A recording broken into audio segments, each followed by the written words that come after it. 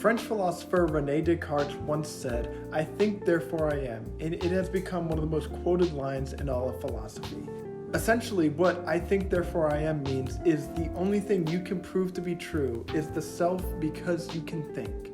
If you can think about whether you exist, you yourself have to exist in order to doubt your own existence. The only identifiable truth is the self, as anything outside of the self cannot be proven in the same way. Andrei Tarkovsky's Solaris made me think about Descartes' quote because of the way it looks at consciousness and the self. Tarkovsky's work is known for being philosophical and meditative, and Solaris is no different. Solaris is about a psychologist named Chris Kelvin who goes to a space station to check on the mental health of the astronauts on board and determine if the planet Solaris is an oceanic planet that seems to interact with the minds of the people on board, defying what is real and what isn't. While on the space station, Chris wakes up to find his wife, Hari, who has been dead for 10 years. Solaris essentially looks into Chris's mind and then creates a physical projection of his wife. He becomes close with his wife projection and debates on whether she is truly real and whether she is truly his wife. By all accounts, Hari has all the same looks and she acts the same and is the same. But obviously she doesn't feel the same, as she's an artificial recreation. Descartes was interested in finding what we can know to be undeniably true. To find this seemingly unattainable idea, he employed methodological skepticism. Methodological skepticism is essentially doubting everything, from your beliefs to the things you see around you. Descartes used this skepticism to find an undeniable truth. Our senses cannot be trusted. We can see something, we can feel something, we can hear it, but there is no way to prove that it's real. For one, the things we describe with our senses are simply just our brain's interpretation of those senses, which is why even if you saw a figure move out of the corner of your eye, that doesn't necessarily mean that it's true, it's just that your brain interprets the stimuli. Also, since hallucinogens exist, it's obvious that our brains don't fully rely on the truth. When we hallucinate something, our senses detect that, but that doesn't necessarily mean it's real. But even when not hallucinating, the fact that we can hallucinate means that our senses are unreliable and there's no way to understand if we are hallucinating or misinterpreting. So Descartes started to think, maybe nothing is real. Maybe existence is fundamentally unable to be proven. But our consciousness thinks, and that is the starting process for Descartes. Descartes thought that since he doubts his own existence, there has to be something to doubt itself. In that case, the very idea that someone is thinking proves that they exist. I think, therefore I am. I think, therefore I exist. So in a world of radical doubt, there is something that is undeniably true, the self. Before relating this back to Solaris, I do think it's important to say that Tarkovsky's films are truly ineffable. Tarkovsky's philosophy when it comes to art is not simple interpretations. His films are very sparse, meditative, and very open to interpretation. Tarkovsky never believed that his films were defined by A movie detail equals B real life detail. Nothing in his films has a 1-to-1 ratio, and simple symbolism doesn't necessarily apply to his work. To interpret his work is to express your own individual relationship with his films, because his films don't necessarily mean one thing. It sounds a bit pretentious, but his films are meant to be experienced. His films transcend language and act more as ineffable experiences rather than something that can be boiled down. So when I describe something in his films as is, or represents, or shows, that is not an objective fact of his films, or even how Tarkovsky intended it to be. But the beauty of Tarkovsky's work is that everyone will have a different understanding and interpretation. He has a lot of open space in his films with no music, in a wide shot, and an extremely long one take. Each person watching the movie is going to be thinking wildly different things about how they apply to the film. With that clarification out of the way, let's get into Andrei Tarkovsky's Solaris. Consciousness is a pretty common theme within the sci-fi genre, especially with the advancement of AI. Ex Machina and 2001: A Space Odyssey ask questions about if the artificial characters have true consciousness. If looking at Descartes' theory of the mind existing, it's impossible to determine if Hal or Ava are truly conscious, because the only one that can prove that is themselves to themselves. If they tell us that they think they're conscious, to us that is still only external stimuli and thus not proof. They could be programmed to say that rather than truly feeling and thinking that. But Solaris takes a slightly different approach to consciousness. Rather than question whether technology can become conscious, he instead artificially creates people using memories. In Solaris, the planet creates these projections of people that are based off the memories of the people on board. So these creations are not the actual person they represent, but only creations from the mind of the main characters. The main character, Chris Kelvin, wakes up on the board of the station next to his wife, Hari, but his real wife died 10 years ago. So could this be his real wife? Or is the identity of this person different from his wife's? These projections debate their own consciousness on two fronts. The first one is if they are the people they represent. This looks like Hari. By all accounts, every surface level attribute, this is Hari. She looks and sounds like her, but obviously it's not the same person. On a physical level, this is not Hari. This person that looks like Hari doesn't share the same atoms that made up the real one. One of the scientists on board says that these replicas are made up of neutrino systems rather than regular atoms, showing that on a physical and atomic level, these beings are not the same as the humans they represent. But that doesn't necessarily disprove that it's truly not her. Think of Hari like the ship of Theseus. If you don't know, the ship of Theseus is a thought experiment that goes like this. Theseus has a ship, and one day a single board is broken. No problem, we take the board out, we get a new board, we hammer it in, voila, the ship is fixed, and it's still the same exact ship. No one would argue that this is a brand new ship. The next day, Theseus notices another board on his ship is broken. Well, we've done this before. You take the board out, put a new board in its place, and it's fixed. Still the same ship. But this happens hundreds of more times until every single board on Theseus's ship is broken and then replaced. So every board is a new board. Is that still the ship of Theseus? Theseus himself would probably still call that his ship.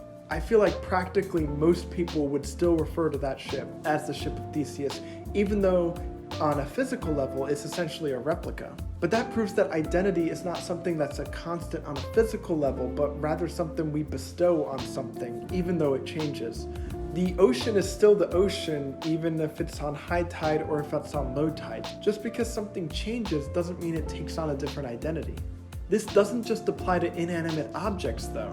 On an atomic level, we are not made up of the same atoms all the time. Our atoms are constantly moving and connecting and swapping with different atoms around our body, so even the physical makeup of ourselves is constantly in ebb and flow. So the physical makeup of somebody can't be used to prove who they are. So there has to be something else besides physical aspects that differentiate the fake Hari from the real one. Because Solaris created this reconstruction of Hari from Kelvin's memories of her, she should reasonably be the same. But that isn't necessarily the case, and that is where the core concept of personal versus other identity of Solaris comes into play. Solaris Hari is a reconstruction from Kelvin's memory and understanding of his wife. Although Kelvin is probably the best source of finding out who Hari really was, all this replica will be is a projection of the concept of Hari that Kelvin had. This Hari only has the memories that Kelvin has of Hari, not the ones that the real Hari had. Even though Kelvin probably spent the most time with her, and probably a very high percentage of every day with her, it still isn't holistically her. This Hari doesn't have the memories from before Kelvin. This Hari doesn't have the memories of a quiet morning breakfast and tea while Kelvin slept in. This Hari doesn't know her real internal monologue. All the fake Hari knows is what Kelvin thinks Hari would feel. Sure, Kelvin could see his wife's expression and hear how she felt when she talked to him, but he didn't know everything. He doesn't know the deep feelings she never told him. He doesn't even know the mild feelings she never told him. Solipsism is a philosophical concept that is related to Descartes' skepticism. Solipsism says that the only thing we can know for sure is our own mind, because everything external could be fabrications of our mind. Whether it is a hallucination, a misinterpretation, or lacking all the knowledge to understand a subject, nothing but our own mind can be provably true. There are some branches of solipsism that believe they are the only existing thing with consciousness and everything around them is solely a fabrication in their mind. Sure, there are other people, and yes, they seem to talk and move around with motives and emotions and drive. It seems as though everybody has full and as complex of lives as you do, But there's no way to prove that, because the only way to connect with somebody is through the external. They can tell you how they feel, they can show you how they feel, but that could just be that they're designed to say that, not that they're actually feeling or experiencing it. If you think about AI or a robot that is programmed to be as human as possible, would it be possible to deduce that they are truly feeling emotions from their own conscious, or if it's just regurgitation what they're programmed to say? If you talk to a robot and the robot says, "I feel sad," how do you know the robot is truly feeling sad? Or if the robot is just analyzing what the word sad means and saying they feel it because now they understand it? This shows that feelings and emotions are separate from knowledge and information. A robot can know every single detail about what sadness is. They can read and remember every article and psychology study on what sadness is. They can analyze the brain and see exactly what parts of the brain sadness occurs in and how it occurs. They can look at every neuron that fires, look at every axon and synapse in every human's brain when they are sad. They can also hear every account of sadness ever to understand its causes. They can hear every single person talk about their personal experience of sadness to understand how it feels. This robot knows every single detail about sadness, and yet they don't know what sadness feels like. Sure, they probably heard people describe sadness as heavy or a weight on one's shoulders or even numbness, but those are just words grasping at the abstract concept of sadness. No matter how much information they learn about sadness, they'll never know it unless they truly experience it. And this is how real Hari differs from the fake one. Fake Hari is derived solely from Kelvin's information about Hari. Solaris used his memories to construct what she looks like and how she acted and thought, but only from Kelvin's point of view. His perspective on his wife and her behavior, but not from the source, only his interpretation of it. Kelvin saw his wife experience grief, so he knows how she reacts to grief, but he never felt the exact same grief that she felt in those moments. Hypothetically, if when Hari was alive, she cried during the death of one of her parents, Kelvin was there to see her experience that pain and sadness. He saw her cry and blow her nose. He saw her close herself off. He has a pretty good understanding of how she feels, but it's not exactly the same. He sees her cry and knows she is sad, but doesn't know the exact same thing she is feeling. Sure, Kelvin is sad too. He's grieving the loss of his relationship with her parents, and he's also grieving seeing his wife be this sad. But Hari is grieving the loss of her childhood she'll never get back. She's grieving the good and the bad of her relationship that Kelvin never knew about.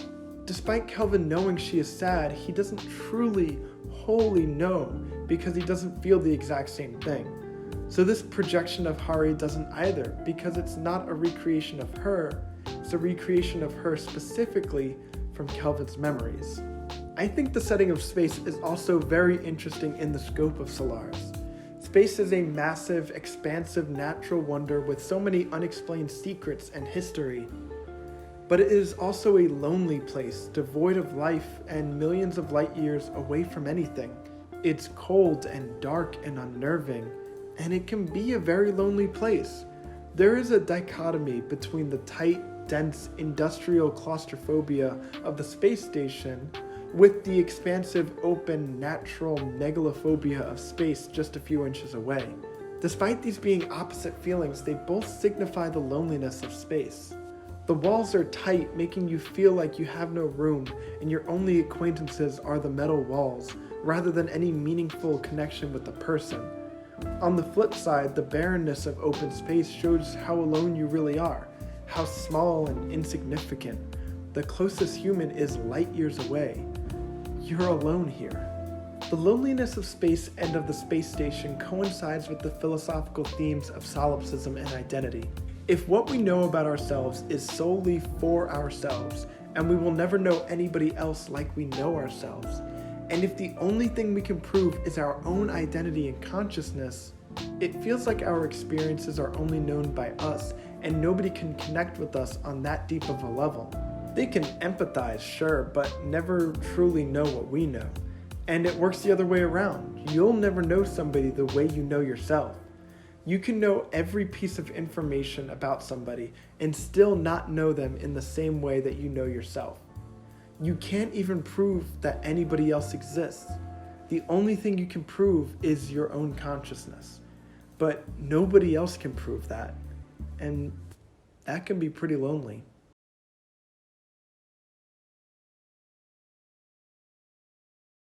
Thank you all so much for watching. I really hope you guys enjoyed this video. I'm really excited to talk more about Tarkovsky. He's one of my favorite directors of all time. If you liked this video, please make sure to like and subscribe as well.